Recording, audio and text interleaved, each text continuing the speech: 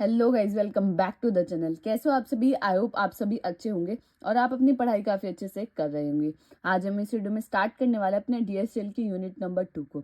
इस वीडियो में हम यूनिट नंबर 2 को कंप्लीट देखेंगे विद 3 ईयर पीवाईक्यूज क्वेश्चंस। आज हम इस वीडियो में पढ़ने वाले फंक्शंस के बारे में, बुलियन अलजेब्रा के बारे में एंड के मैपिंग के बारे में।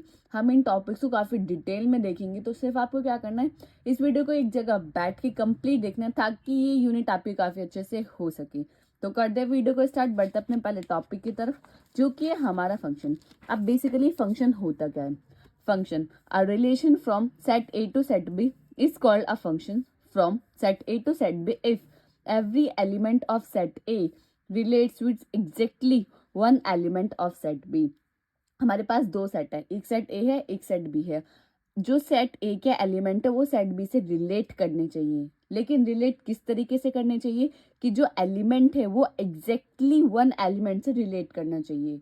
तो हम उन दोनों सेट के बीच में क्या बोलेंगे, उन दोनों के सेट क्या है, वो दोनों set become a function. I hope आपको क्लियर होगा क्या है। सिंपली सेट ए के एलिमेंट सेट बी से रिलेट करने चाहिए। किस तरीके से रिलेट करने चाहिए कि जो सेट ए के एलिमेंट है वो एग्जैक्टली वन एलिमेंट से रिलेट करने चाहिए। इसका मतलब क्या है कि सेट ए के एलिमेंट जो है वो सेट बी के एलिमेंट से सिर्फ और सिर्फ एग्जैक्टली वन टाइम रिलेट कर सकते हैं, तो उसको हम बोलेंगे functions. A function F from A to B is denoted by F colon A to B. इसका नोटेशंस क्या है, इस तरीके से हम फंक्शंस को डिनोट करते हैं। अब हम इसके एग्जाम्पल के थ्रू हमें ज़्यादा क्लियरिटी होगी कि फंक्शन की प्रॉपर डेफिनेशन कहती क्या है। अब एग्जाम्पल नंबर 1 है, ये सेट ए है, ये सेट बी है। सेट ए के कुछ एलिमेंट है, सेट बी के कुछ एलिमेंट है। फंक्शन की पहली डेफिनेशन क्या कहते हैं कि सेट ए के एलिमेंट सेट बी से रिलेट करने चाहिए। हाँ ठीक है, सेट ए के एलिमेंट सेट बी से रिलेट कर रहे हैं। क्या डी किसी से रिलेट कर रहा है? नहीं, बट फंक्शन की डेफिनेशन ही क्या कहती है कि सेट ए के एलिमेंट सेट बी से एग्जैक्टली वन एलिमेंट तो रिलेट करने चाहिए। लेकिन डी का तो कोई, जो सेट ए का एलिमेंट है डी तो किसी से रिलेट कर ही नहीं रहा। इसका मतलब सेट ए और set B is not a function. क्यों? क्योंकि D is not relatable with any element of set B, not a function. ये फंक्शन नहीं है क्योंकि सेट ए का एक एलिमेंट है डी जो किसी से रिलेट नहीं कर रहा है। अब दूसरे पे देखते हैं, एग्जाम्पल नंबर 2 पे। एग्जाम्पल नंबर 2, ए सेट ए है सेट बी है। सेट ए के कुछ एलिमेंट है, सेट बी के कुछ एलिमेंट है। सेट ए के एलिमेंट रिलेट कर रहे हैं सेट बी से। हाँ देख लेते हैं, सभी एलिमेंट रिलेट कर रहे हैं, यस। और हर एलिमेंट एग्जैक्टली एक ही टाइम कर रहा है ना, एक से ज़्यादा टाइम तो नहीं कर रहा। अब आप चेक कर लो, नहीं एक से ज़्यादा टाइम नहीं कर रहा, तो इसका मतलब ये क्या है, this is a function. Example number 3 देख लीजिए आप। अब सेट ए है, ये सेट बी है। सेट ए के काफ़ी एलिमेंट है, सेट बी के काफ़ी एलिमेंट है। अब आप देखो सेट ए के एलिमेंट सेट बी से रिलेट कर रहे हैं, यस रिलेट कर रहे हैं, रिलेट तो कर रहे हैं। अब सेकेंड पॉइंट में क्या कहता है कि जो एलिमेंट्स हैं वो एग्जैक्टली वन एलिमेंट से रिलेट करने चाहिए, एक एलिमेंट से ज़्यादा रिलेट नहीं कर सकते। अब ए से कर रहा है, ठीक है, बी ए से कर रहा है, कोई दिक्कत नहीं। बट सी जो है, सी बी से भी कर रहा है और सी डी से भी कर रहा है। यहाँ तो ये प्रॉब्लम आ गई, क्योंकि फंक्शन हम उसी को ही बोलेंगे जो सेट ए का एलिमेंट है वो एग्जैक्टली वन एलिमेंट से रिलेट करना चाहिए, एक से ज़्यादा एलिमेंट से रिलेट नहीं करना चाहिए। बट सी तो हमारा बी से भी कर रहा है और डी से भी कर रहा है, इसका मतलब ये हमारा फंक्शन नहीं है। क्यों? क्योंकि जो सेट ए का एलिमेंट है सी, वो बी से भी रिलेट कर रहा है और डी से भी रिलेट कर रहा है, तो हम इसको फंक्शन नहीं बोलेंगे। आई होप अब आपको क्लियरिटी हो गई होगी कि फंक्शन की प्रॉपर डेफिनेशन है क्या। और कोई भी अगर आपको दो सेट दे दे तो आप उनको देख के बता देंगे कि ये जो सेट गिवन सेट है वो हमारा फंक्शन है या नहीं है। अब नोट में एक चीज लिखे हुआ है, if F is a function from A to B then A is called domain function F, B is called codomain. अभी क्या होता है, जब आप मैपिंग कर रहे हैं set A to set B, तो सेट बी को हम बोलते हैं डोमेन, और सेट ए को बोलते हैं डोमेन और सेट बी को क्या बोलते हैं, कोडोमेन। अब देख लेते हैं एक एग्जाम्पल के थ्रू, डोमेन और कोडोमेन का कॉन्सेप्ट ही आपने पढ़ा हुआ भी होगा। तो अगर मैं डोमेन की बात करूं तो डोमेन कौन है, जो सेट ए के एलिमेंट है। सेट ए के एलिमेंट क्या है हमारे पास, ए बी सी डी। तो ए बी सी डी क्या है हमारे डोमेन। वहीं अगर मैं कोडोमेन की बात करूं तो कोडोमेन क्या है हमारे पास, 1 2 3 एंड 4, ये क्या है हमारे कोडोमेन। तो आपको समझ आया, जो इधर होते हैं वो डोमेन, जो इधर राइट साइड होते हैं वो हमारे कोडोमेन। सेट ए से सेट बी, जिसके एलिमेंट जिसकी मैपिंग होती है ना, जैसे फॉर एग्जाम्पल आप समझिए कि मैपिंग, मैंने आपको नोटेशन बताई कि ऐसे होती है A to B, ये क्या बता रही है, मैपिंग बता रही है। तो जो A है वो हमारा कहलाएगा डोमेन हमेशा, और जो जिस पे मैपिंग हो रही है, जिसके साथ मैपिंग हो रही है, उस वो क्या कहलाएगा, हमारा कोडोमेन। इस चीज़ से आपको ज़्यादा क्लैरिटी होगी कि डोमेन और कोडोमेन क्या होते हैं। अब एक नोट है कि let A and B are two set, A और B हमारे पास दो सेट है। Then number of function possible from A to B, हमारे पास दो सेट है, set A to set B। अगर हमें फाइंड करना हो कि नंबर ऑफ फंक्शन कितने पॉसिबल हैं हमारा सेट A से सेट B तक, तो उसका एक फॉर्मूला होता है कार्डिनैलिटी ऑफ B की power cardinality of A। Cardinality क्या होती है, कार्डिनैलिटी हमने यूनिट नंबर 1 में काफ़ी अच्छे से पढ़ा था। कार्डिनैलिटी होती है number of element present in the set. अगर मैं कार्डिनैलिटी इसकी पूछूं सेट ए की, तो कार्डिनैलिटी क्या है, कितने एलिमेंट है, 1 2 3 4, जिसकी कार्डिनैलिटी क्या होगी 4। अगर मैं इसकी पूछूं तो इसकी भी 4 है, तो 4 की पावर 4, इनके बीच में फंक्शंस बनेंगी, नंबर ऑफ फंक्शन पॉसिबल होंगे set A to set B. ये होता है इसका फॉर्मूला फाइंड करने का कि नंबर ऑफ पॉसिबल फंक्शन किसी सेट के बीच में अगर मैपिंग हो रही हो तो वो कितने होंगे। आई होप आपको क्लियर होगा। अब देखेंगे अपने टाइप ऑफ फंक्शंस, ये काफ़ी इंपॉर्टेंट है, यहाँ से हमारा क्वेश्चन आता ही आता है। तो सबसे पहला हमारा फंक्शन आता है इंजेक्टिव फंक्शन, या हम उसको बोलते हैं one one function. One one function आपने पहले भी पढ़ा हुआ, तो वन वन आप क्या सोचते हो कि एक के साथ एक की मैपिंग, दूसरे के साथ दूसरे की mapping, that is called one one function. और उसी को ही हम इंजेक्टिव फंक्शन बोलते हैं। हम देख लेते हैं इसको क्या बोलते हैं। अब function F A to B, आप इसका मतलब समझिए, F colon A to B, यानी ए क्या है हमारा डोमेन, बी क्या है हमारा कोडोमेन, जो हमारी मैपिंग है ए से बी की, इस कॉल इंजेक्टिव फंक्शन, हम उसको इंजेक्टिव फंक्शन बोलेंगे। If distinct element of domain have distinct image of codomain, यानी different different elements, different different codomain की डिफरेंट डिफरेंट डोमेन की डिफरेंट कोडोमेन में इमेजेस होंगी। यानी इसका मतलब क्या है कि अगर आप कोई एलिमेंट ले रहे हो डोमेन से, अगर मैंने सेट ए से एक एलिमेंट लिया तो उसकी इमेज 2 हो गई, ठीक है, कोई दिक्कत नहीं। अगर मैंने बी लिया तो बी की इमेज 1 हो गई, कोई दिक्कत नहीं। अगर मैंने सी लिया तो सी की इमेज भी 2 है, ए की इमेज भी 2 है। तो ऐसा नहीं होना चाहिए, यानी हर एलिमेंट की डिफरेंट डिफरेंट इमेजेस होनी चाहिए। ए की अलग हो, बी की अलग हो, सी की अलग हो, ऐसा ना हो कि किसी दो एलिमेंट की सेम इमेज है, वो नहीं होना चाहिए कोडोमेन के अंदर। तो अगर आप इस एग्जांपल के थ्रू देख पा रहे होंगे, तो ये क्या है, F A equal to F C equal to 2, यानी एफ ए भी 2 से मैप हो रहा है और सी वाला भी 2 से मैप हो रहा है। जबकि वन वन फंक्शन तो ये कहता ही नहीं है। वन वन फंक्शन तो ये कहता है कि हर एलिमेंट जो डोमेन के अंदर है, हर एलिमेंट की डिस्टिंक्ट इमेज होगी कोडोमेन के अंदर। बट यहाँ तो है नहीं, यहाँ तो डिस्टिंक्ट है ही नहीं, यहाँ तो सेम आ रही है। इसका मतलब ये जो हमारा फंक्शन है ये वन वन फंक्शन हमारा नहीं है। आई होप आपको क्लियर होगा कि वन वन या इंजेक्टिव फंक्शन हमारा क्या होता है। अगर हम दूसरे एग्जाम्पल में देखें तो आप ये देखकर बताओ कि हमारा वन वन फंक्शन है या नहीं है। वन वन की डेफिनेशन क्या कहती है कि जो सेट ए के एलिमेंट है उनकी डिफरेंट इमेजेस होनी चाहिए सेट बी के अंदर, यानी डोमेन की कोडोमेन के अंदर डिस्टिंक्ट इमेज होनी चाहिए। ए की इमेज क्या है 2, बी की क्या है 1, सी की क्या है 3, यानी हर एलिमेंट की डिस्टिंक्ट इमेज है। इसका मतलब this function is known as injective function as well as one one function. I hope आपको क्लियर होगा कि वन वन फंक्शन हमारा क्या होता है। अगर कभी भी आ जाता प्रूफ करने के लिए कि कोई भी आपको इक्वेशन दे दी या कोई भी फंक्शन दे दिया कि इस फंक्शन का प्रूफ कीजिए कि वन वन फंक्शन है या नहीं है, तो उसके लिए आप हमेशा ध्यान रखें in one one function if F A equal to F B then A equal to B, हमेशा एफ ए इक्वल होगा एफ बी के अंदर, और उसकी हेल्प से हम बता सकते हैं कि ए इक्वल टू बी होगा। ये चीज़ आपको याद रखनी है, काफ़ी प्रूफ में या काफ़ी क्वेश्चंस में आपको काफ़ी हेल्पफुल होगी।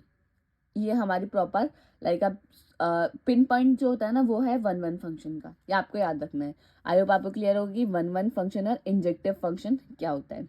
नेक्स्ट है हमारा सर्जेक्टिव फंक्शन, सर्जेक्टिव फंक्शन या ओन टू फंक्शन। अब ये क्या होता है सर्जेक्टिव और ओन टू फंक्शन, देख लेते हैं। अब function from set A to set B is called onto और surjective function if every element of codomain is mapped by at least one element of the domain, यानी surjective या onto function set A और set B के बीच में कब होगा, जब जो कोडोमेन के जो एलिमेंट है वो सारे एलिमेंट मैप होंगे, एटलीस्ट एक बार तो मैप होंगे डोमेन के एलिमेंट से।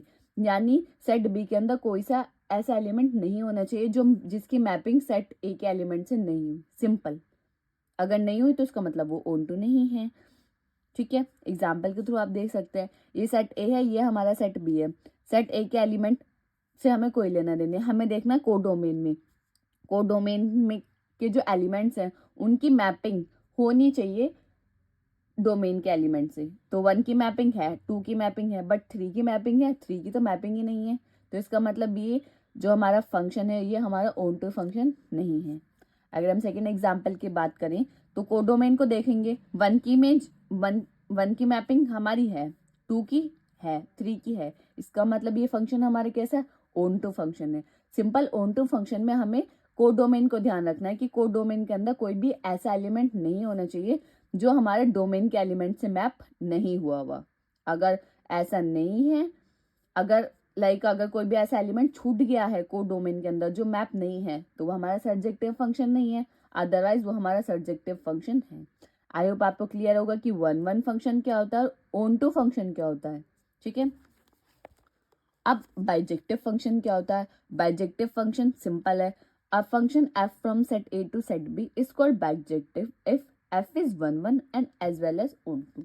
बाइजेक्टिव फंक्शन हम कब बोलेंगे, जो भी हमारा फंक्शन है जो हमारा 1 भी होगा और ऑन टू भी होगा, उस फंक्शन को हम बोल रहे हैं वो हमारा क्या है, बाइजेक्टिव फंक्शन है। 1 आपको पता है, 1 क्या कहता है कि हर किसी की मैपिंग होनी चाहिए set A to set B, जो हमारा F A equal to F B होना चाहिए, यानी जो डोमेन के एलिमेंट है उनकी डिस्टिंक्ट इमेज होनी चाहिए कोडोमेन के अंदर। ये हमारा 1 कहता है। ऑन टू हमारा क्या कहता है कि जो कोडोमेन के अंदर जो एलिमेंट है वो कोई भी ऐसा एलिमेंट नहीं होना चाहिए जिसकी मैपिंग हमारी डोमेन के एलिमेंट से नहीं हुई। ठीक है, आपको पता है अगर कोई भी फंक्शन हमारी इन दोनों कंडीशन को सेटिस्फाई कर जाता है तो हम उस फंक्शन को क्या बोलेंगे, वो हमारा फंक्शन कैसा है, बाइजेक्टिव फंक्शन। आई होप आपको क्लियर होगा। नेक्स्ट है हमारा आइडेंटिटी फंक्शन। आइडेंटिटी फंक्शन क्या होता है, a function F A to A is called identity function if and only if F x equal to X. यानी कोई भी सेट है वो खुद के साथ ही मैप हो रहा है तो उस फंक्शन को हम क्या बोलेंगे, वो क्या है, हमारा आइडेंटिटी फंक्शन। एग्जाम्पल के थ्रू देख सकते हैं हम, जो सेट ए है वो खुद के साथ ही मैप हो रहा है तो इस फंक्शन को हम क्या बोलेंगे, ये कैसा है हमारा function, identity function. I hope आपको क्लियर होगा। नेक्स्ट है हमारा कांस्टेंट फंक्शन। कांस्टेंट फंक्शन क्या होता है, जब if every element of domain map to the same element of codomain. Domain के जो सारे एलिमेंट हैं वो कोडोमेन के एक ही एलिमेंट से मैप हो रहे हैं तो हम उसको बोलेंगे कांस्टेंट फंक्शन। यानी कांस्टेंट है कि एक ही एलिमेंट पे वो सब चीजें डिपेंड कर रही हैं। आप देख लो कि सारे जो एलिमेंट है डोमेन के वो सिर्फ और सिर्फ ए से मैप है, तो that function is called constant function. I hope आपको क्लियर होगा कि 1 function, onto function, bijective, identity और कांस्टेंट फंक्शन क्या होते हैं। ठीक है, अब नेक्स्ट देखेंगे इनवर्स ऑफ अ फंक्शन कि अगर आपसे कभी भी पूछ ले इनवर्स फाइंड करने के लिए तो आप किस तरीके से फाइंड करेंगे, या इनवर्स होता क्या है। Inverse of a function F exist if and only if function is a bijective function. कभी भी अगर आपको इनवर्स फाइंड करने के लिए आए तो हमेशा आप इनवर्स आप तभी फाइंड कर पाएंगे जो आपका गिवन फंक्शन है वो हमारा बाइजेक्टिव फंक्शन होना जरूरी है। अगर फंक्शन हमारा बाइजेक्टिव है तो ही हम इनवर्स फाइंड कर सकते हैं, अदरवाइज नहीं फाइंड कर सकते। अब बाइजेक्टिव के लिए क्या होना चाहिए, उसे 1 होना चाहिए, ऑन टू होना चाहिए। अब आप एक एग्जाम्पल के थ्रू देखिए कि हमारे ये सेट ए है, ये सेट बी है। अब सेट ए सेट बी से रिलेट कर रहा है, ये हमारा बाइजेक्टिव फंक्शन है। आप चेक कर सकते हो ये 1 भी है और ये हमारा ऑन टू भी है। ठीक है, अब हमारा अगर ए के एलिमेंट देखें, एफ ए का जो एलिमेंट है, सेट ए का जो एलिमेंट है ए, उसकी मैपिंग किससे हो रही है, 2। अगर हम इसका इनवर्स निकालें तो इनवर्स क्या होगा, F inverse 2 equals to a होगा, यानी 2 की मैपिंग ए से हो जाएगी। जस्ट इसका अपोजिट हो जाएगा, अभी हम बोल रहे हैं ए 2 से मैप हो रहा है, इनवर्स से हम बोल रहे हैं कि 2 ए से मैप हो रहा है। तो आई होप आपको क्लियर होगा कि इनवर्स ऑफ अ फंक्शन हमारा क्या होता है। अब एक क्वेश्चन देख लेता हम इनवर्स ऑफ अ फंक्शन का कि किस तरीके से फाइंड करना होता है। Let F x equal to 2x plus 3। आपको कोई भी फंक्शन गिवन होगा और उसको पहले ही बताया जाएगा कि जो गिवन फंक्शन है वो हमारा कैसा है, बाइजेक्टिव फंक्शन है। देन आपको फाइंड करना है कि उस फंक्शन का इनवर्स क्या होगा। तो हमेशा जब भी आपका ऐसा क्वेश्चन आए इनवर्स फाइंड करने के लिए तो सिंपल आपको एक चीज करनी है, y equal to F X. हमेशा इनिशियल स्टेप ये होगा, आप सबसे पहले क्या करेंगे, y equal to F X. अब y equal to F x की वैल्यू आपको क्वेश्चन में गिवन है 2x प्लस 3, तो यहाँ से आप क्या करेंगे, एक्स की वैल्यू निकालेंगे। देखो मैं आपको सॉल्व करके बताती हूँ। सबसे पहले आपको हमेशा करना है जब भी इनवर्स फाइंड करने के लिए y equal to F X. y equal to F x की वैल्यू क्या है, 2x प्लस 3। यहाँ से आप x की वैल्यू फाइंड कर लीजिए। तो y माइनस, ये प्लस में 3 है तो इधर आके कैसा हो जाएगा, माइनस, इक्वल टू 2x। अब 2 क्या है, मल्टीप्लाई में कहाँ चल जाएगा, डिवाइड में। तो x की वैल्यू क्या आएगी, y माइनस 3/2। सिंपल। अगर आपने x की वैल्यू फाइंड कर ली तो आपने क्या फाइंड कर लिया, इनवर्स फाइंड कर लिया। सिंपल। आपको क्या फाइंड करना है, F inverse y equal to X. ठीक है, F inverse y equal to X की वैल्यू क्या है हमारी, y माइनस 3/2। सिंपल, आपने फाइंड कर लिया। अगर आपको एफ इनवर्स y है, अगर वहीं आपको एफ इनवर्स x फाइंड करना है, ये तो आपने एफ इनवर्स y फाइंड कर लिया। अगर आपको एफ इनवर्स x फाइंड करना है तो सिंपल y की जगह x रख दीजिए, x माइनस 3/2। तो एफ इनवर्स y और एफ इनवर्स x आपने दोनों फाइंड कर लिए। ठीक है, एक ही क्वेश्चन में मैंने आपको बता दी कि आप दोनों किस तरीके से फाइंड करेंगे। सिंपल। आई होप आपको क्लियर होगा। ये जो आपने निकाला है ना, x equal to Y minus 3/2, ये एफ इनवर्स y है। और बस अगर आप y की जगह x रख देंगे तो वो हमारा एफ इनवर्स x हो जाएगा।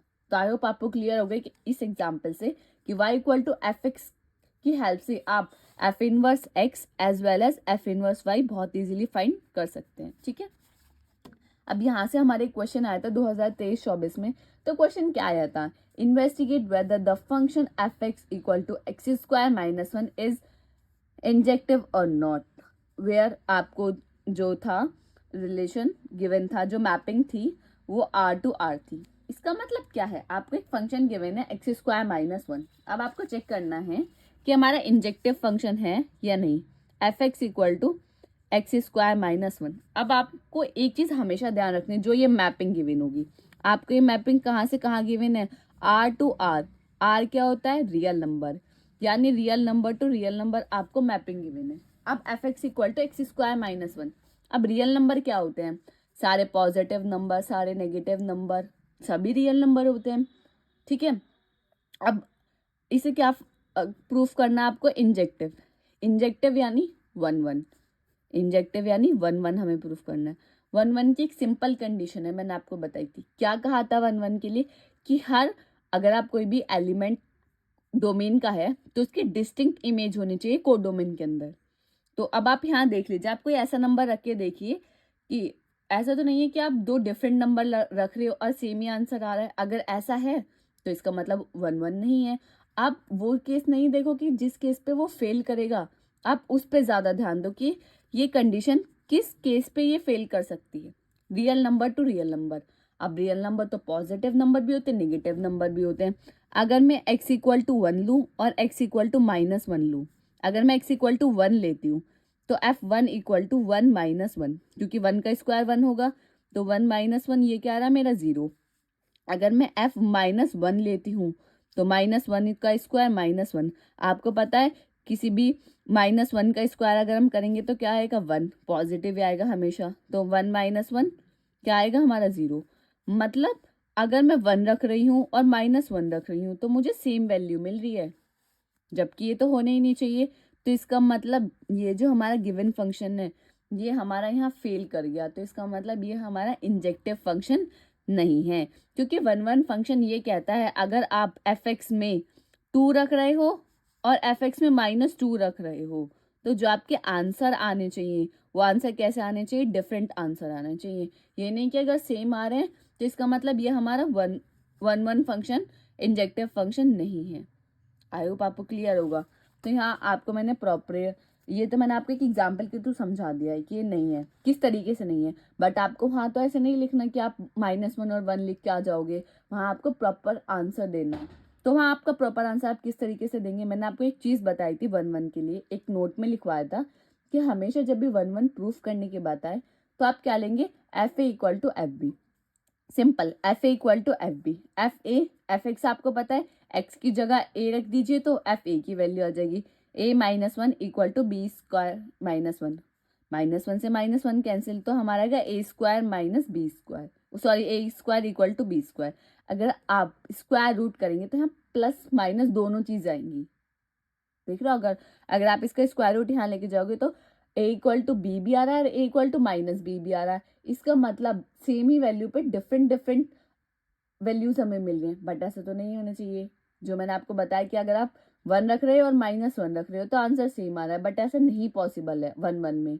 1 1 ये कहता है अगर आप 1 रख रहे हो तो अलग आंसर आना चाहिए, अगर आप -1 रख रहे हो तो अलग आंसर आना चाहिए, बट ऐसा नहीं हो रहा। तो इसका मतलब ये हमारा फंक्शन कैसा है, इंजेक्टिव फंक्शन नहीं है। और एग्जाम्पल मैंने आपको बताया कि ये जो कंडीशन है वो कहाँ फेल कर रही है, 1 और -1 पे, 2 और -2 पे। हर एक पॉजिटिव और एक नेगेटिव नंबर अगर आप ले रहे हो तो बहुत जगह फेल कर जा रही है कंडीशन। तो वो आप एक एग्जाम्पल के थ्रू कंडीशन बता दें कि यहाँ फेल कर रही है। तो this function is not a injective function. I hope आपको क्लियर होगा। तो इंजेक्टिव फंक्शन जब भी आए आपको ये देखना है कि कहाँ कंडीशन फेल हो सकती है, तो वहाँ आपको ध्यान रखना है, ना कि ये कि इसको पास कहाँ करना है। ठीक है, अब बढ़ते अपने नेक्स्ट क्वेश्चन की तरफ। ये हमारे की 2022-23 में आया था। अब जो ये हमारा 22-23 में आया था, ये हमारा क्वेश्चन था क्या, काफ़ी थोड़ा थोड़ा डिफिकल्ट क्वेश्चन था, क्योंकि आपको देख कर नहीं समझ ही नहीं आएगा कि क्वेश्चन क्या है, क्या रहेगा, ये आ जाता है क्वेश्चन। तो ये जब आया था ना तो समझ ही नहीं आया था कि बच्चों को कि क्वेश्चन पूछ क्या रहा है। तो क्वेश्चन क्या क्या रहा है पहले हम वो देख लेते हैं। Let a function is defined as f. एक फंक्शन है एफ जो हमने डिफाइन कर दिया है। R-3 यानी real number to real number mapping है। कैपिटल आर आपको पता है क्या रिप्रेजेंट करता है, real number. Real number to real number mapping है, बट यह एक चीज है, ये क्या बोला है कि रियल नंबर में से आप -3 निकाल दीजिए और रियल नंबर में से -1 निकाल दीजिए, तो ये मैपिंग है।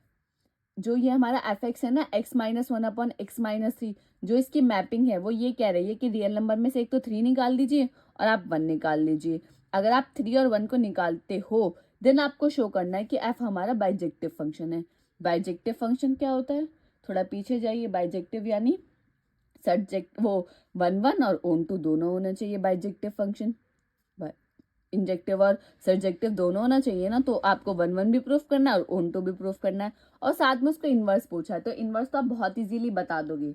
बट यहाँ ये है कि आप इसको प्रूफ कैसे करोगे कि जो हमारे ये फंक्शन है f x equal to x-1/x-3, ये आपका 1 1 और ओन टू फंक्शन है। अब ये क्या कह रहा है, f x equal to x-1/x-3।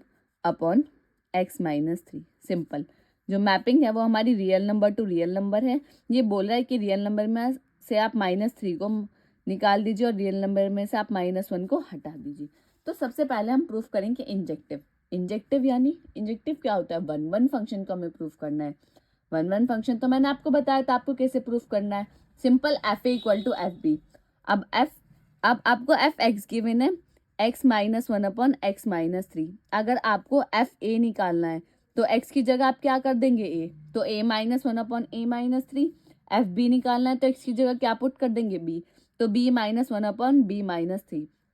जब आप इसको मल्टीप्लीकेशन करेंगे, क्रॉस मल्टीप्लीकेशन इसकी यहाँ और इसकी यहाँ, तो जब आप इसकी कैलकुलेशन करेंगे तो यहाँ से आ जाएगा हमारा a इक्वल टू बी। यहाँ से हमारा क्या आ जाएगा, a इक्वल टू बी। हम क्या ही कहते हैं, जब हमारा F A equal to F b है तो हमारा a इक्वल टू बी होना चाहिए। जब हमने इसको सॉल्व करा तो हमारा a इक्वल टू बी आ गया। इसका मतलब f हमारा क्या, इंजेक्टिव फंक्शन है। इंजेक्टिव यानी हमारा 1 1 फंक्शन है। और आपको एक और बात बता दूं, आप यहाँ से भी देख सकते हो जो आपको कंडीशन गिवन है, f x equal to x-1/x-3। अब आप ये कंडीशन देखो, ये कंडीशन कहाँ फेल हो सकती है।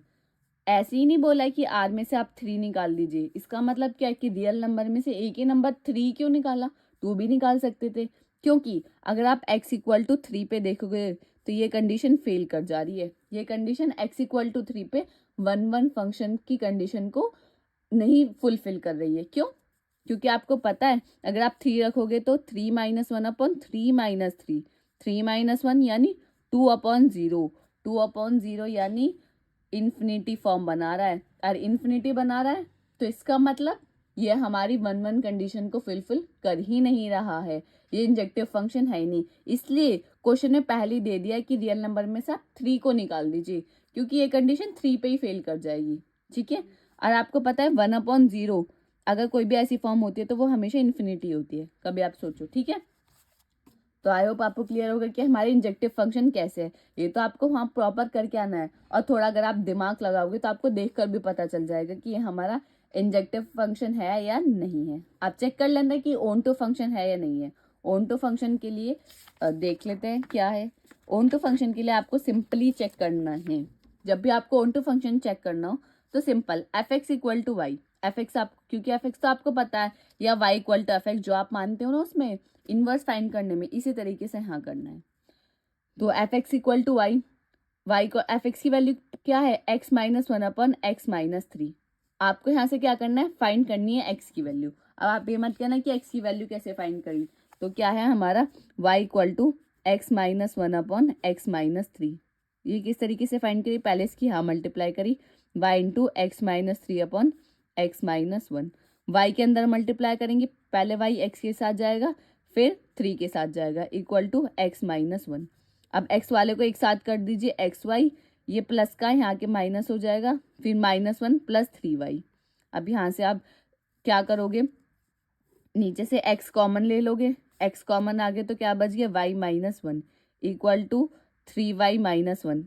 सिंपल x की वैल्यू निकालोगे तो three y minus one upon, ये मल्टीप्लाई में तो ये कहाँ चला जाएगा, डिवाइड में, तो y माइनस वन। एक्स की वैल्यू इस तरीके से निकाली, ठीक है। अब x की वैल्यू क्या आई, three y minus one upon y minus one. अब आप देख लो उन्होंने क्या किया है कि रियल नंबर में से जब आप मैपिंग कर रहे हो तो वन को निकाल दो, यही तो बोला है। अब वन को निकाल दो। अब आप इसमें देखो three y minus one upon y minus one, ये कंडीशन किस नंबर पे फेल हो रही है, ये हमारी वन पे फेल हो रही है। अगर आप वन रख रहे हो तो वन माइनस वन जीरो बन रहा है, तो वन अपॉन जीरो, यानी इन्फिनिटी फॉर्म बन रही है। इन्फिनिटी फॉर्म बन रही है तो वो तो नॉट ही डिफाइन है, इसका मतलब ये ऑन टू फंक्शन नहीं होता। बट उन्होंने पहले ही बोल दिया है कि रियल नंबर में से आपको वन को तो निकालना है, थ्री और वन को निकालना है।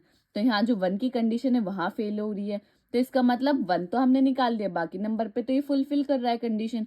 तो इसका मतलब ये हमारा जो फंक्शन है वो हमारा क्या है, ऑन टू फंक्शन भी है या सब्जेक्टिव फंक्शन भी है।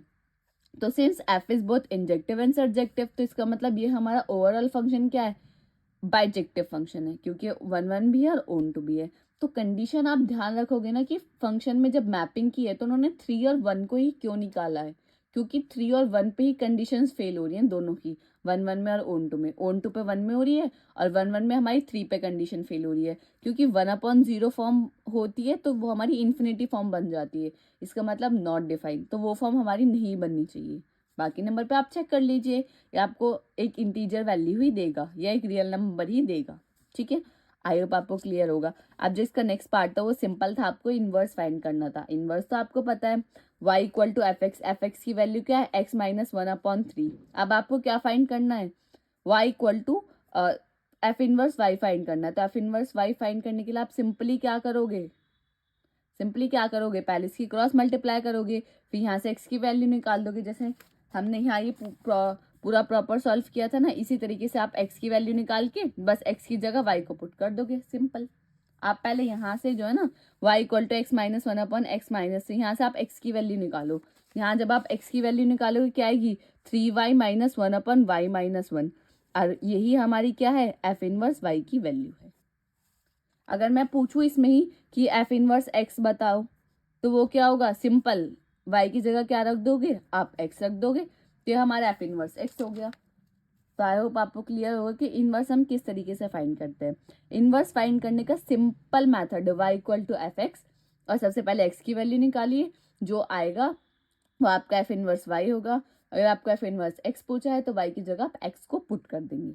तो आई होप आपको क्लियर होगा कि इनवर्स हम किसी भी फंक्शन का किस तरीके से फाइंड करते हैं, और अगर आपको कोई भी फंक्शन गिवन है, अगर आपको उसको वन वन और ऑन टू प्रूफ करना है तो आप किस तरीके से करेंगे, ठीक है। तो ये क्वेश्चन काफ़ी इंपॉर्टेंट है, क्योंकि क्वेश्चन जनरली अगर आपने नहीं किया होगा तो आप ये जो कंडीशन गिवन है ना, यहाँ काफ़ी जगह ज़्यादा कंफ्यूज हो जाओगे कि रियल नंबर में से इसने थ्री और वन को क्यों निकाला, माइनस क्यों किया, ठीक है।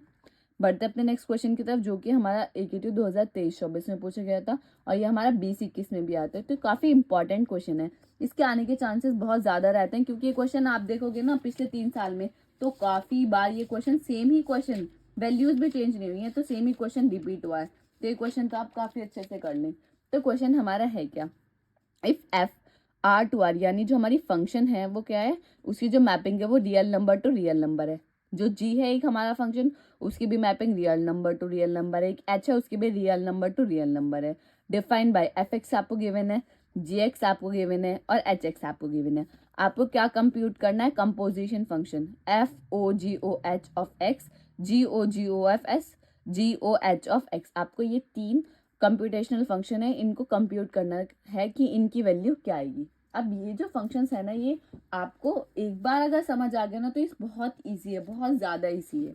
अभी क्या पूछ रहा है, f of g of h of x, ऐसे ही तो पूछ रहा है। अगर मैं x की मल्टीप्लाई कर दूँ, x की मल्टीप्लाई कर दूँ तो g ऐसे ही रहा, h ऑफ x पहले इसके साथ आएगा, ऐसे ही तो आएगा। अगर मैं ये देखूं तो इसका मतलब यही तो है कि x की मैंने h के साथ मल्टीप्लाई कर दी और सिंपल ऐसे लिख दिया। अब f of g of hx की वैल्यू आपको पता है क्या? हाँ है, hx की वैल्यू आपकी क्या है?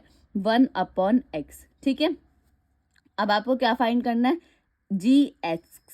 gx की वैल्यू आपको पता है, gx की वैल्यू क्या है आपकी? 7x - 5। ठीक है, अब gx, अब यहाँ x तो है नहीं, x की जगह क्या है? 1/x। तो आप x की जगह क्या रख दोगे? 1/x। 7 इंटू x की जगह क्या रख दोगे? 1/x/5। सिंपल। अब ये f ये रहा, अब ये जो अंदर ब्रैकेट में ये पूरा क्या है? x। अब fx की वैल्यू हमारी क्या है?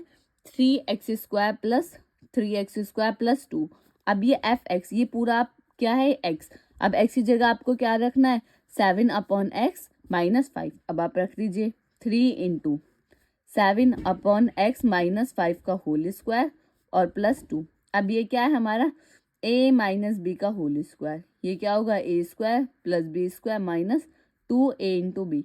सिंपल, आप इसको सॉल्व कर लीजिए, ये आपका आंसर आ जाएगा। अब नेक्स्ट क्या है हमारा? g of x।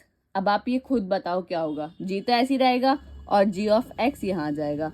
अब g ऑफ x की वैल्यू आपको पता है क्या है? 7x - 5। अब gx, आप इसको पूरा x मानिए, तो अब जो gx की वैल्यू है, जहाँ x है उसकी जगह क्या रख दीजिए? उसकी जगह आपको क्या रखना है? 7x - 5। तो 7 इंटू 7x - 5 और -5। सिंपल, आपका आंसर आ गया। आपको समझ आया कि ये क्वेश्चन किस तरीके से करते हैं?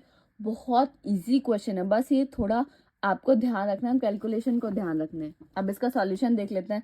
ये मैंने आपको करके तो दिखा दिया है कि f of g of hx, पहले हमने hx की वैल्यू रखी क्योंकि अंदर h था। सबसे पहले अंदर से सॉल्व करना स्टार्ट करेंगे, तो पहले x जो है h के पास जाएगा, फिर g के पास जाएगा, फिर f के पास जाएगा। इस तरीके से होगा। फिर hx की वैल्यू आपको पता थी 1/x, फिर gx। अब x की वैल्यू क्या है? 1/x। तो g जो x में है, जो gx में x है उसकी जगह आप क्या रख देंगे? 1/x। फिर आपको वैल्यू मिल जाएगी। फिर fx, जो fx में जो x है उसकी जगह क्या रख देंगे? 7/5, सॉरी 7/x - 5। सिंपल, आप सॉल्व कर देंगे तो सिंपल आपका आंसर आएगा। जब आप होल स्क्वायर को सॉल्व कर देंगे तो 147/x² minus 210/x plus 77 first वाले का आंसर आएगा। जैसे आप सेकंड वाले को सॉल्व करेंगे तो वहां आपका आंसर आएगा 49x - 40। और g of h of x का जब आप फाइंड करोगे तो उसका आपका आंसर आएगा 7/x - 5। ये बहुत इजी है, सिंपल। आपको वैल्यूज रखनी है और उसको सॉल्व करना है। तो आई होप आपको क्लियर होगा। अब बढ़ते अपने नेक्स्ट टॉपिक की तरफ, जो कि हमारा बूलियन अलजेब्रा। अब बूलियन अलजेब्रा है क्या? बूलियन अलजेब्रा हमारा अलजेब्रिक स्ट्रक्चर से रिलेटेड है, जो हमारा कुछ प्रिंसिपल ऑफ लॉजिक्स हमें बताता है। प्रिंसिपल ऑफ लॉजिक्स यानी बी, जो हमारा यूनियन, इंटरसेक्शन, जो आपने लैटिस में पढ़ा ना, least upper bound, greatest lower bound, union, intersection, इन सब प्रिंसिपल ऑफ लॉजिक्स को यूज करता है हमारा बूलियन अलजेब्रा, जो कि हमारा अलजेब्रिक स्ट्रक्चर के अंदर आता है। तो उसको हम बूलियन अलजेब्रा बोलते हैं, सिंपल। आप जैसे देखते होंगे ना कि बूलियन अलजेब्रा में आप गेट वगैरह का, एंड गेट, नॉर गेट, इन सब का यूज करते हो। तो वहाँ क्या प्रिंसिपल ऑफ लॉजिक्स का हम यूज करते हैं किसी भी कंप्यूटेशन को सॉल्व करने के लिए। ठीक है, अब कुछ प्रॉपर्टीज होते हैं बूलियन अलजेब्रा की, वो आपको पता होनी चाहिए। पहले आपको क्लोजर है। क्लोजर आपको पता है कि अगर आप कोई भी दो एलिमेंट ले लें और जो भी ऑपरेशन है अगर आप उन पे लगाएं और वो एलिमेंट जो आया है अगर वो उस सेट में बिलोंग करता है तो वो दोनों एलिमेंट उसके अंदर क्या क्लोज्ड है, क्लोजर लो। ऐसे इसके अंदर होता है a plus b belong to b, a dot b belong to b. आपको पता है क्लोजर का मतलब? चलो मैं आपको एक बता देती हूँ। एक हमारा सेट ए है, हमारा 1 2 3 4। ठीक है, अब इस पे क्या है? ऑपरेशन हमारा प्लस है।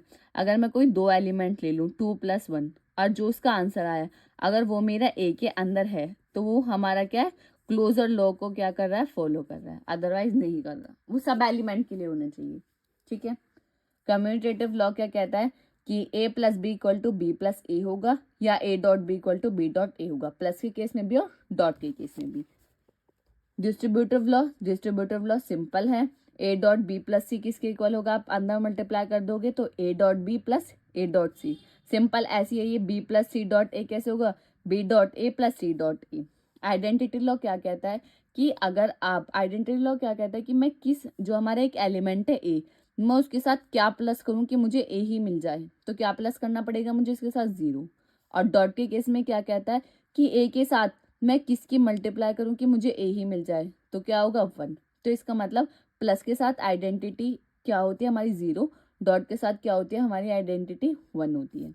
अगर हम कॉम्प्लीमेंट लॉ की बात करें तो कॉम्प्लीमेंट लॉ ये कहता है कि a plus a bar equal to 1 होता है हमेशा, और a डॉट ए बार क्या होता है, 0 होता है। ये आपको याद रखना है, ये बहुत आपका काफ़ी यूज आएगा आगे, ठीक है।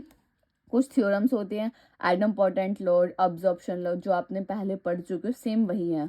आइडम्पोर्टेंट लॉ वही है, a plus a equal to a होगा, a dot a equal to a होगा। एब्जॉर्प्शन लॉ क्या कहता है कि एक वैल्यू को ये एब्जॉर्ब कर लेता है, a plus a dot b की वैल्यू क्या आएगी हमारी a। ये हम ऑलरेडी पहली सब लॉज ये सब चीज़ें पढ़ चुके हैं, तो इसलिए मैंने इस पर ज़्यादा इतना फोकस नहीं किया। अब नेक्स्ट है हमारा मिनिमाइज और बुलियन फंक्शन, कि कोई भी बुलियन फंक्शन हम उनको किस तरीके से मिनिमाइज कर सकते हैं। तो वो हमारी उसकी 2 फॉर्म होती हैं, एक तो होती है एसओपी, एक है वो होती है हमारी पीओएस, जो हम के मैपिंग के अंदर यूज करते हैं। एसओपी का मतलब होता है सम ऑफ प्रोडक्ट, पीओएस का मतलब होता है प्रोडक्ट ऑफ सम। तो के मैपिंग है क्या, के मैपिंग एक पिक्टोरियल रिप्रेजेंटेशन है ट्रुथ टेबल का, जो कि हमारा एक बुलियन फंक्शन होता है। जो भी हमारे बुलियन फंक्शन होते हैं उनको मिनिमाइज करने के लिए, उनको टर्म को मिनिमाइज करने के लिए हम के मैपिंग का यूज करते हैं, सिंपल, ठीक है। अब के मैपिंग के अंदर हमारे होते हैं, एक मैट्रिक्स टाइप में होता है वो, एक्स वाई जो जैसी मैट्रिक्स होती है ना, उसी टाइप का होता है। उसके अंदर 2 की पावर n सेल होते हैं, n क्या रिप्रेजेंट करता है, नंबर ऑफ वेरिएबल्स। अगर आप 2 वेरिएबल्स का बना रहे हैं तो उसके अंदर कितने सेल्स होंगे, 4 होंगे। अगर आप 3 का बना रहे हैं तो कितने होंगे, 6 होंगे, ठीक है। सॉरी 6 नहीं होंगे, अगर आप हमारा कितना बना रहे हैं, 2 की पावर 3 हो जाएगी ना तो 8 हो जाएंगे, सॉरी, ठीक है। अगर आप 2 की पावर 4 बना रहे हैं तो 16 हो जाएंगे, ठीक है।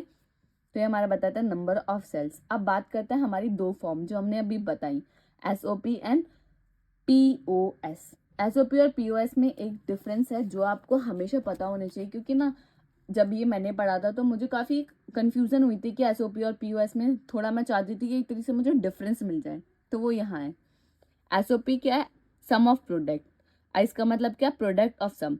एसओपी के अंदर जो हमारा ए बार होता है उसको हम रिप्रेजेंट करते हैं 0 से, और नॉर्मल ए की वैल्यू होती है हमारी 1। जस्ट पीओएस में इसका अपोजिट होता है, ए बार को हम 1 से करते हैं, हम सिंपल ए को 0 से करते हैं।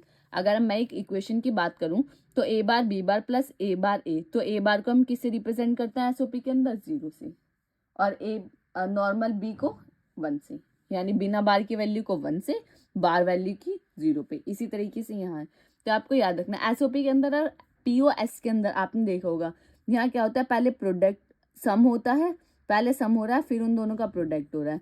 यहाँ पहले सब प्रोडक्ट हो रहा है फिर यहाँ सम हो रहा है, तो जस्ट अपोजिट होता है। आप देख रहे हो यहाँ पहले सम हो रहा है, यहाँ पहले प्रोडक्ट हो रहा है, तो इसलिए ये प्रोडक्ट ऑफ सम है, ये सम ऑफ प्रोडक्ट है। पहले सम किया उसके बाद इनका प्रोडक्ट किया, यहाँ पहले प्रोडक्ट हुआ देन उनके बाद उनका सम हुआ है।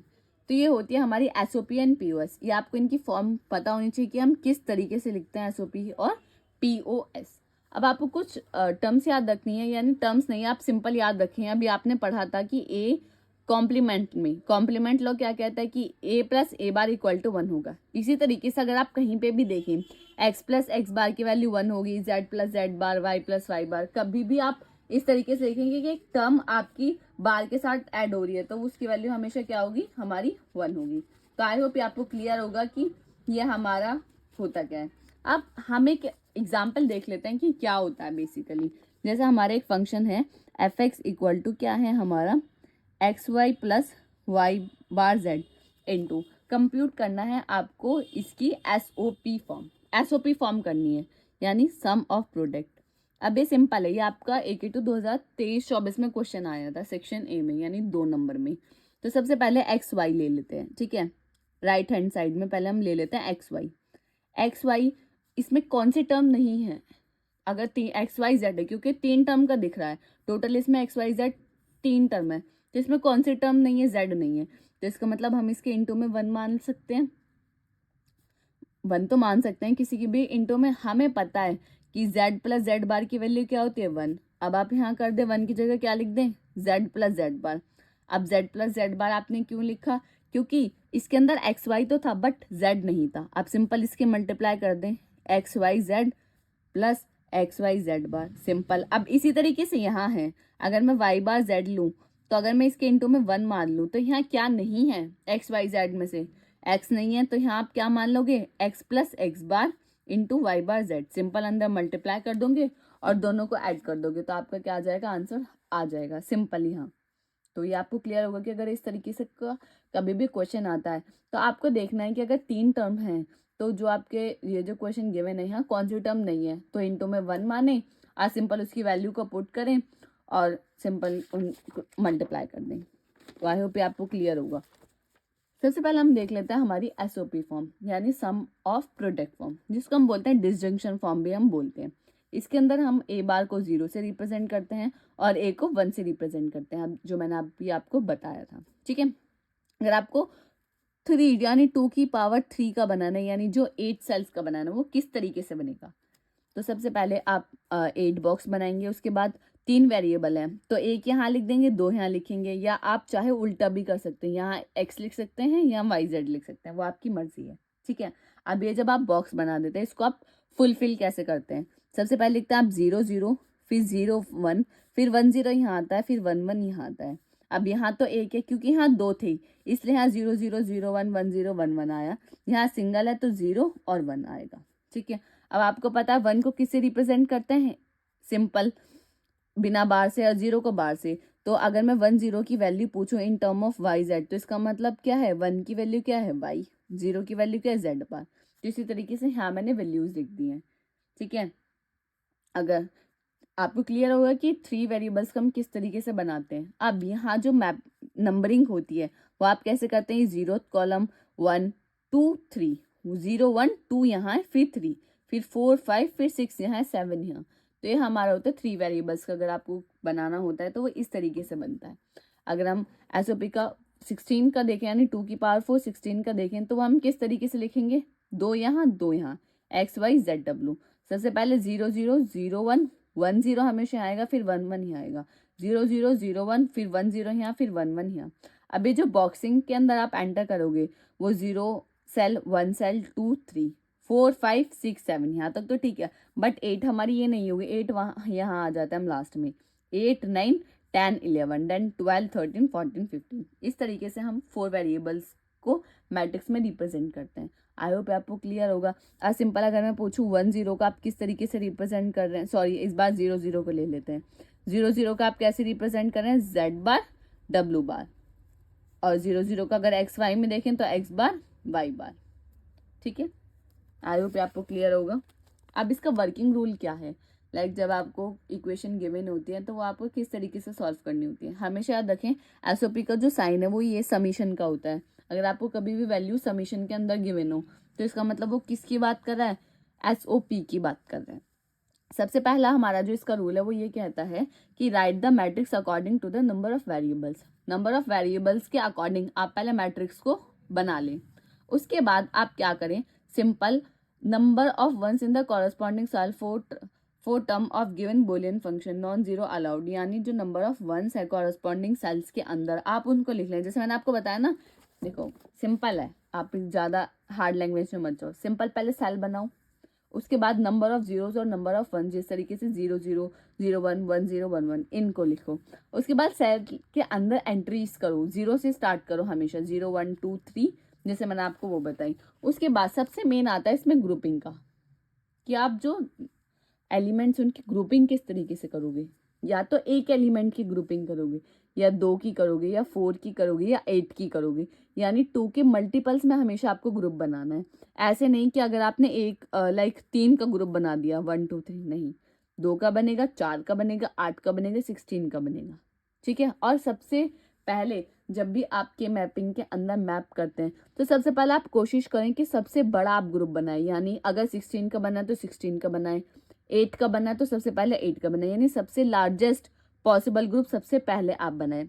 उसके बाद आप जो भी हमारे बुलियन फंक्शंस हैं उनका यूज़ करके उसको मिनिमाइज करें, सिंपल। जो इसका मेन रूल है वो हमारा ग्रुपिंग का, कि ग्रुपिंग आपको पता होनी चाहिए कि ग्रुपिंग किस तरीके से करेंगे।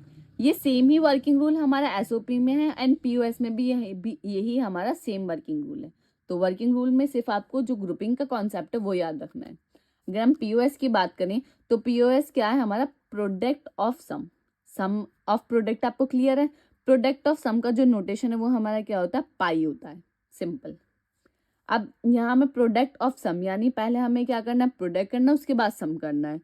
तो यहाँ भी सेम है, अगर आप 3 का बनाएंगे तो यहाँ पहला क्या आएगा, पहला आप क्या बना लेंगे, 8, यानी जो मैट्रिक्स है वो बना लेंगे आप 8 कॉलम्स की, 8 सेल्स की, फिर यहाँ 0 1 2 3, देन 4 5 6 7, सबसे पहले आप ये कर लेंगे।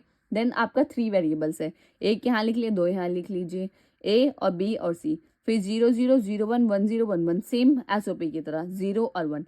बट यहाँ जो आप लिखोगे ना एसओपी में, आप कैसे लिख रहे थे, जस्ट इसका अपोजिट लिख रहे थे ना। तो यहाँ आप 0 को ए से रिप्रेजेंट करते हो और 1 को ए बार से रिप्रेजेंट करते हो। और यहाँ जो 0 0 है हम उसको कैसे रिप्रेजेंट करते हैं, बी प्लस सी। यहाँ पहले वहाँ कैसे रिप्रेजेंट कर रहे थे, बी बार डॉट सी बार, इस तरीके से कर रहे थे ना।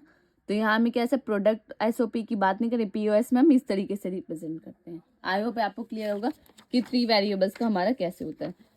वहीं अगर हम बात करें 4 वेरिएबल्स की, तो 4 वेरिएबल्स भी बिल्कुल सेम है। आपको जैसे एसओपी के अंदर अगर आपको समझ आ गया तो पीओएस का भी बिल्कुल सेम है। आप एक बार देख लीजिए, वही ए बी सी डी 4 लिख लिए, फिर 0 0 0 1 1 0 1 1, देन जो सेल्स की हम नंबरिंग करेंगे वो सेम ही करेंगे, 0 1 2 3 4 5 6 7 8 9 10 11, देन 12 13 14 15, सिंपल। अब हम एक क्वेश्चन सॉल्व कर लेते हैं। ये हम एक एग्जाम्पल के लिए क्वेश्चन लिया, तो ये 4 हमारे जो वेरिएबल्स हैं वो 4 हैं। इसका मतलब जो हमारी मैट्रिक्स बनेगी उसके अंदर कितने सेल्स आएंगे, 2 की पावर 4, यानी 16 सेल्स आएंगे। तो सबसे पहले हम 16 सेल बना लेते हैं, 4x4 की मैट्रिक्स बना ली हमने, ठीक है। अब हमें सबसे पहले देखना है कि हमारा प्रोडक्ट ऑफ सम है या सम ऑफ प्रोडक्ट है, ठीक है। अब यहाँ ऐसे साइन हो या पहले तो बात आपको देख के पता चल रहा है कि क्या है, एसओपी फॉर्म है, ठीक है। पीओएस तो है नहीं, एसओपी है। तो एसओपी के लिए या तो आपको साइन मिलेगा, आप देख के पहचान सकते हो, क्योंकि एसओपी में तो ऐसे पीओएस में ऐसे थोड़ी लिखा हुआ था। पीओएस में पहले क्या होता है, पीओएस में पहले प्रोडक्ट होता है उसके बाद सम होता है, उसमें पहले सम होता है उसके बाद प्रोडक्ट होता है, ठीक है। एक्स वाई जेड डब्ल्यू, सबसे पहले आपकी टर्म है एक्स वाई जेड डब्ल्यू, फिर एक्स वाई जेड डब्ल्यू डैश। इनको देखेंगे हम किस तरीके से मैप करेंगे, ठीक है।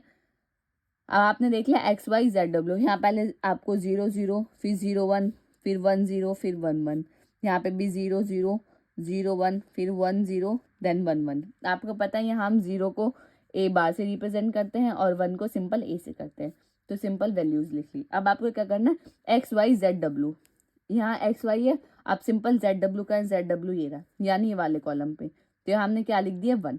नेक्स्ट है एक्स वाई जेड डब्ल्यू बार, एक्स वाई तो ये है लेकिन जेड डब्ल्यू बार ये रहा, तो यहाँ 1 लिख दिया, सिंपल। नेक्स्ट है एक्स वाई बार क्या है, ये रहा। नेक्स्ट क्या है जेड डब्ल्यू बार, एक्स वाई बार जेड डब्ल्यू बार, यानी वाला कॉलम, यहाँ क्या लिख दिया 1 लिख दिया। देन एक्स बार वाई बार जेड डब्ल्यू, एक्स बार वाई बार ये रहा, जेड डब्ल्यू कहाँ है, ये रहा, तो यहाँ क्या लिख दिया 1 लिख दिया। देन एक्स बार वाई बार जेड बार डब्ल्यू बार, जेड डब्ल्यू बार,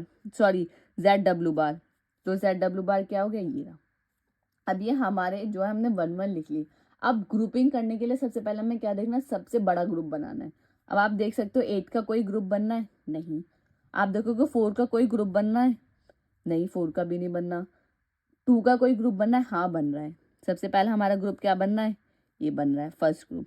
सेकेंड हमारा ये बन रहा है और थर्ड हमारा ये बनना है। अब आप सोचोगे अरे ये तो 2 बार काउंट हो गया, नहीं, ओवरलैपिंग इसमें अलाउ होती है, ठीक है। ओवरलैपिंग की वजह से हमने ये ग्रुप क्रिएट कर लिया। अब हम इसको लिखेंगे कैसे, सबसे पहले अब आप ये वाला देखिए, मैं आपको एक बहुत अच्छे से समझा देती हूँ, फिर आपको खुद समझ आ जाएगा। अब हम इसको देखेंगे, सबसे पहले यहाँ देखेंगे, तो यहाँ क्या लिखा है एक्स बार वाई बार, ठीक है।